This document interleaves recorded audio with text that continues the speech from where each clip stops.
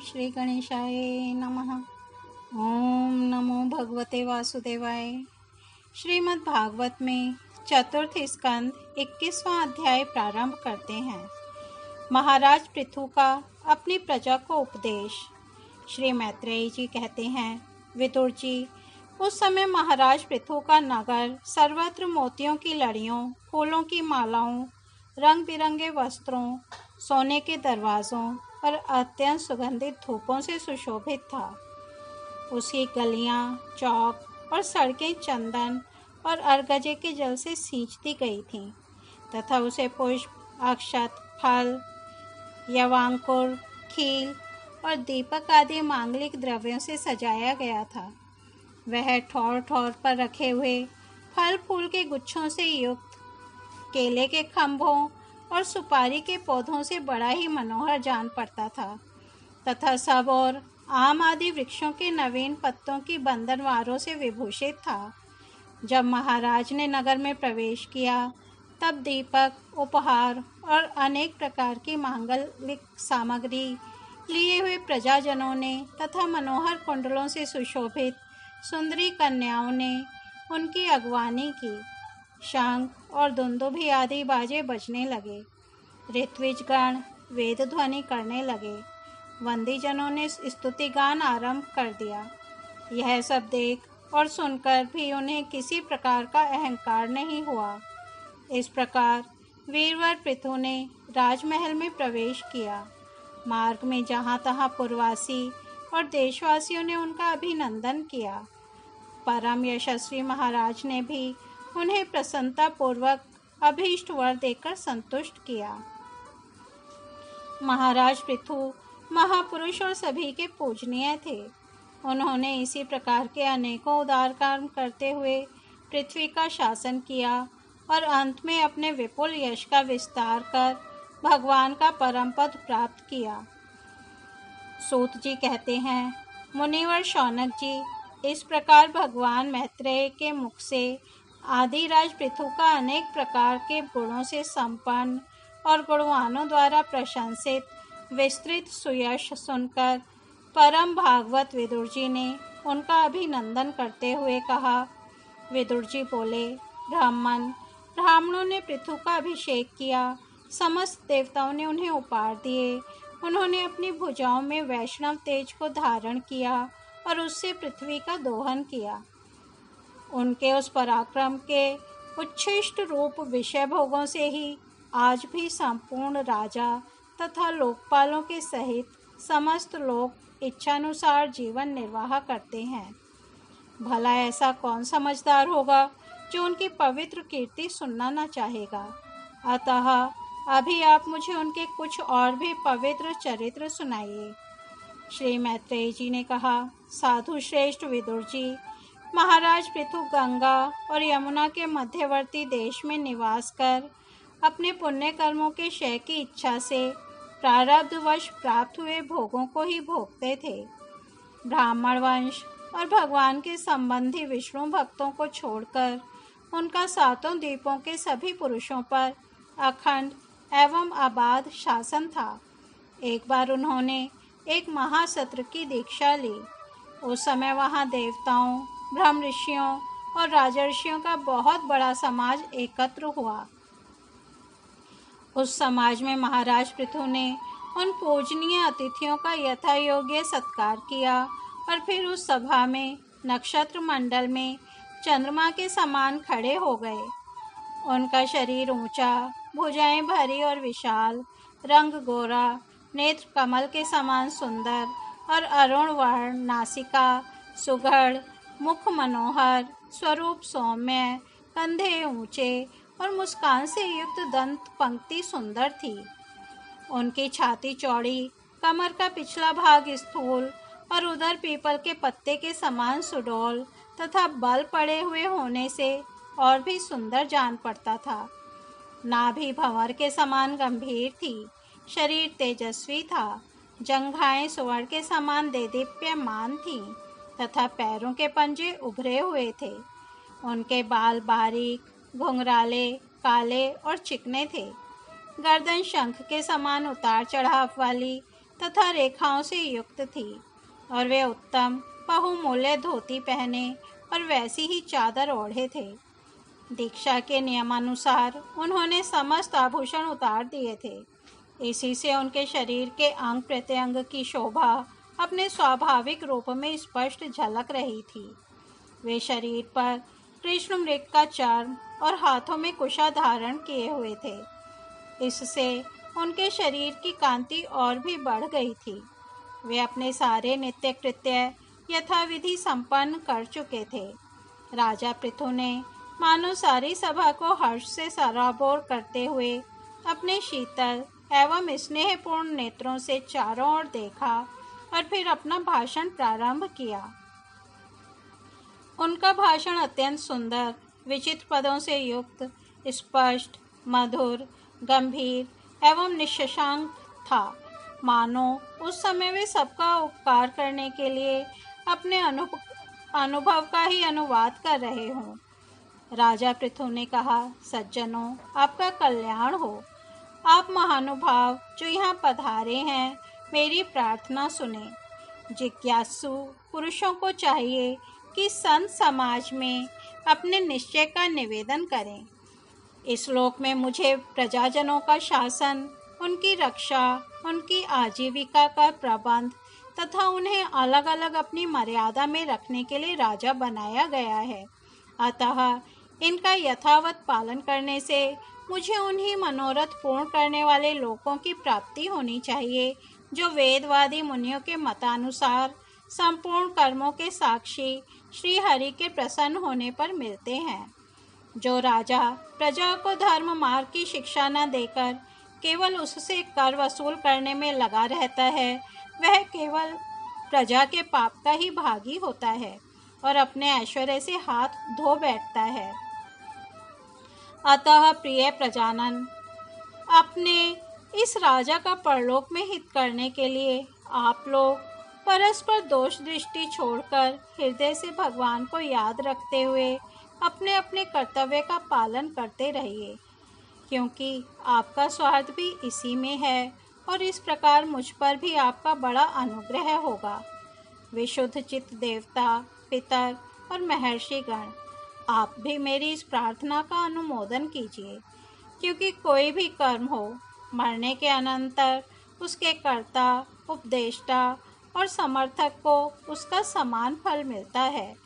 माननीय सज्जनों, किन्हीं श्रेष्ठ महानुभावों के मत में तो कर्मों का फल देने वाले भगवान यज्ञपति ही हैं, क्योंकि इहलोक और परलोक दोनों ही जगह कोई कोई शरीर बड़े तेजोमय देखे जाते हैं।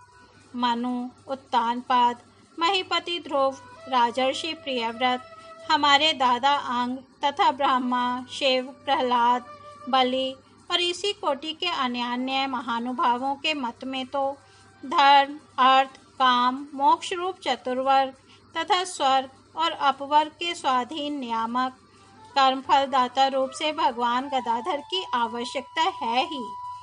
इस विषय में तो केवल मृत्यु के दोहित्र वेन आदि कुछ शोचनीय और धर्म विमूढ़ लोगों का ही मतभेद है, अतः उसका कोई विशेष महत्व नहीं हो सकता। जिनके चरण कमलों की सेवा के लिए निरंतर बढ़ने वाली अभिलाषा उन्हीं के चरण नख से निकली हुई गंगा जी के समान संसार ताप से संतप्त जीवों के समस्त जन्मों के संचित मनोमल को तत्काल नष्ट कर देती है। जिनके चरण तल का आश्रय लेने वाले पुरुष सब प्रकार के मानसिक दोषों को धो डालता तथा वैराग्य और तत्व साक्षात्कार रूप बल पाकर फिर इस दुखमय संसार चक्र में नहीं पड़ता, और जिनके चरण कमल सब प्रकार की कामनाओं को पूर्ण करने वाले हैं, उन प्रभु को आप लोग अपनी अपनी आजीविका के उपयोगी वर्णाश्रमोचित अध्यापन आदि कर्मों तथा ध्यान, स्तुति, पूजादि मानसिक, वाचिक एवं शारीरिक क्रियाओं के द्वारा भजें। हृदय में किसी प्रकार का कपट न रखें तथा यह निश्चय रखें कि हमें अपने अपने अधिकारानुसार इसका फल अवश्य प्राप्त होगा। भगवान स्वरूपतः विशुद्ध विज्ञान घन और समस्त विशेषणों से रहित हैं, किंतु इन कर्म मार्ग में जौ, चावल आदि विविध द्रव्य, शुक्लादि गुण, अवघात अर्थात कूटना आदि क्रिया एवं मंत्रों के द्वारा और अर्थ, आशय अर्थात संकल्प, लिंग अर्थात पदार्थ शक्ति तथा ज्योतिषोम आदि नामों से संपन्न होने वाले अनेक विशेषण युक्त यज्ञ के रूप में प्रकाशित होते हैं। जिस प्रकार एक ही अग्नि भिन्न भिन्न काष्ठों में उन्हीं के आकार आदि के अनुरूप भासती है, उसी प्रकार वे सर्वव्यापक प्रभु परमानंद स्वरूप होते हुए भी प्रकृति, काल, वासना और अदृष्ट से उत्पन्न हुए शरीर में विषयाकार बनी हुई बुद्धि में स्थित होकर उन यज्ञ याग आदि क्रियाओं के फल रूप से अनेक प्रकार के जान पड़ते हैं। अहो, इस पृथ्वी तल पर मेरे जो प्रजाजन यज्ञ भोक्ताओं के अधीश्वर सर्वगुरु श्री हरि का एक निष्ठ भाव से अपने अपने धर्मों के द्वारा निरंतर पूजन करते हैं, वे मुझ पर बड़ी कृपा करते हैं। सहनशीलता, तपस्या और ज्ञान इन विशेष विभूतियों के कारण वैष्णव और ब्राह्मणों के वंश स्वभावतः ही उज्ज्वल होते हैं। उन पर राजकुल का तेज, धन, ऐश्वर्य आदि समृद्धियों के कारण अपना प्रभाव न डालें। ब्रह्मादि समस्त महापुरुषों में अग्रगण्य ब्राह्मण भक्त पुराण पुरुष श्री हरि ने भी निरंतर इन्हीं के चरणों की वंदना करके अविचल लक्ष्मी और संसार को पवित्र करने वाली कीर्ति प्राप्त की है। आप लोग भगवान के लोक संग्रह रूप धर्म का पालन करने वाले हैं तथा सर्वांतरयामी स्वयं प्रकाश ब्राह्मण प्रिय श्री हरि विप्रवंश की सेवा करने से ही परम संतुष्ट होते हैं। अतः आप सभी को सब प्रकार से विनय पूर्वक ब्राह्मण कुल की सेवा करनी चाहिए। इनकी नित्य सेवा करने से शीघ्र ही चित्त शुद्ध हो जाने के कारण मनुष्य स्वयं ही ज्ञान और अभ्यास आदि के बिना ही परम शांति रूप मोक्ष प्राप्त कर लेता है। अतः लोक में इन ब्राह्मणों से बढ़कर दूसरा कौन है जो भविष्य भोजी देवताओं का मुख हो सके। उपनिषदों के ज्ञान पर एक वचन एकमात्र जिनमें ही गतार्थ होते हैं, वे भगवान अनंत इंद्रादि यज्ञ देवताओं के नाम से तत्वज्ञानियों द्वारा ब्राह्मणों के मुख में श्रद्धापूर्वक हवन किए हुए पदार्थ को जैसे चाव से ग्रहण करते हैं, वैसे चेतना शून्य अग्नि में होम हुए द्रव्य को नहीं ग्रहण करते। सभ्यगण जिस प्रकार स्वच्छ दर्पण में प्रतिबिंब का भान होता है, उसी प्रकार जिससे इस संपूर्ण प्रपंच का ठीक ठीक ज्ञान होता है, उस नित्य शुद्ध और सनातन ब्रह्म वेद को जो परमार्थ तत्व की उपलब्धि के लिए श्रद्धा, तप, मंगलमय आचरण, स्वाध्याय विरोधी वार्तालाप के त्याग तथा संयम और समाधि के अभ्यास द्वारा धारण करते हैं, उन ब्राह्मणों के चरण कमलों की धूलि को मैं आयु पर्यंत अपने मुकुट पर धारण करूं, क्योंकि उसे सर्वदा सिर पर चढ़ाते रहने से मनुष्य के सारे पाप तत्काल नष्ट हो जाते हैं और संपूर्ण गुण उसकी सेवा करने लगते हैं। उस गुणवान, शील संपन्न, कृतज्ञ और गुरुजनों की सेवा करने वाले पुरुष के पास सारी संपदाएं अपने आप आ जाती हैं। अतः मेरी तो यही अभिलाषा है कि ब्राह्मण कुल, गोवंश और भक्तों के सहित श्री भगवान मुझ पर सदा प्रसन्न रहें।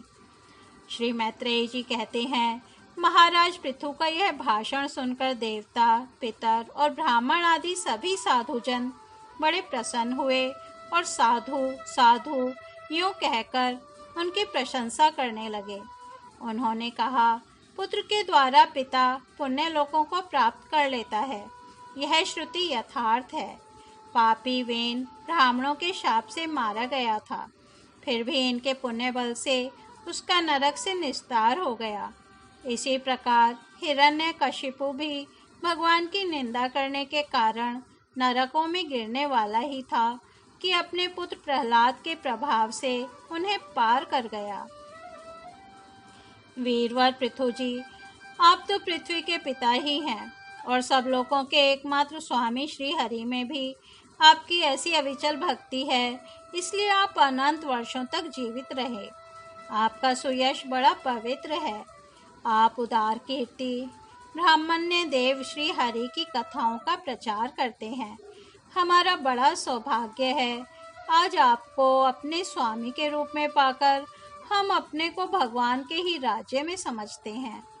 स्वामिन, अपने आश्रितों को इस प्रकार का श्रेष्ठ उपदेश देना आपके लिए कोई आश्चर्य की बात नहीं है, क्योंकि अपनी प्रजा के ऊपर प्रेम रखना तो करुणामय महापुरुषों का स्वभाव ही होता है। हम लोग प्रारब्धवश विवेकहीन होकर संसारण्य में भटक रहे थे।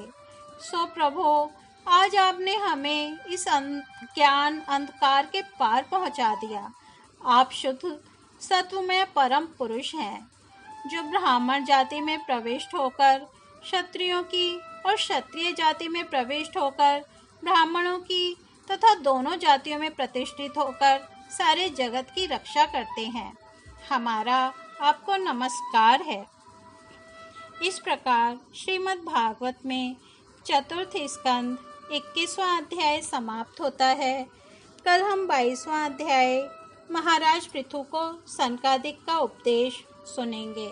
तब तक हम यहीं विराम देते हैं। हरि ओम तत्सत।